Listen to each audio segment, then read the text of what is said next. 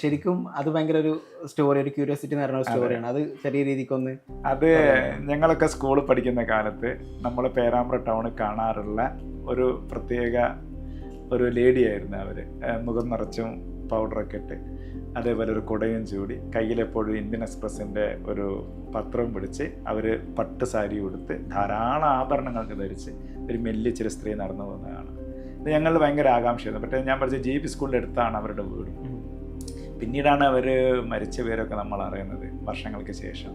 മരിച്ച എത്രയോ ദിവസങ്ങൾ കഴിഞ്ഞിട്ടാണ് അവരെ കാണുന്നതെന്നൊക്കെ ഉള്ളത്. അതൊരു സിനിമാ സ്റ്റോറി പോലത്തെ ഒരു കാര്യമാണ്. അവർക്ക് നമ്മളെ പേരാമ്പ്ര ടൗണിൽ ഇപ്പോഴത്തെ മാർക്കറ്റ് വാല്യൂ വെച്ച് കോടികൾ വില വരുന്ന സ്വത്തുക്കളൊക്കെ ഉണ്ടായിരുന്നു. പക്ഷെ ഇതൊന്നും അനുഭവിക്കാതെ, ഇതൊന്നും അറിയാതെ, അവർ മരിച്ചതുപോലെ അറിയാതെ എത്ര ദിവസങ്ങൾ കഴിഞ്ഞിട്ടാണ് അവരുടെ അഴുകിയ ശരീരം പോലും കാണുന്നത്.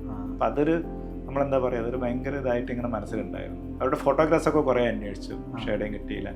പക്ഷെ അങ്ങനെയാണ് ഞാൻ ഈ അവരുടെ കണ്ട ഓർമ്മയിൽ, പണ്ട് മാർക്കറ്റിലും അതിലൂടെയൊക്കെ അവർ സാധനം മേടിക്കാൻ പോകുന്ന കണ്ട ഓർമ്മയിൽ വരച്ചത്. അതിൻ്റെ ചിത്രം നിങ്ങൾക്ക് ഇവിടെ കാണാം. അത് ഒരുപാട് പേര് അതിനെപ്പറ്റി അഭിപ്രായങ്ങൾ പറഞ്ഞിട്ടുണ്ട്. അവരങ്ങനെയായിരുന്നു, നല്ല അഭിപ്രായങ്ങൾ പറഞ്ഞിട്ട് ചിത്രത്തിനെ പറ്റി എല്ലാ അഭിപ്രായം, നമ്മൾ എന്ത് ചെയ്താലും അഭിപ്രായങ്ങൾ പറഞ്ഞിട്ടുണ്ട്. എല്ലാത്തിനെയും സ്വീകരിച്ചിട്ടുണ്ട്.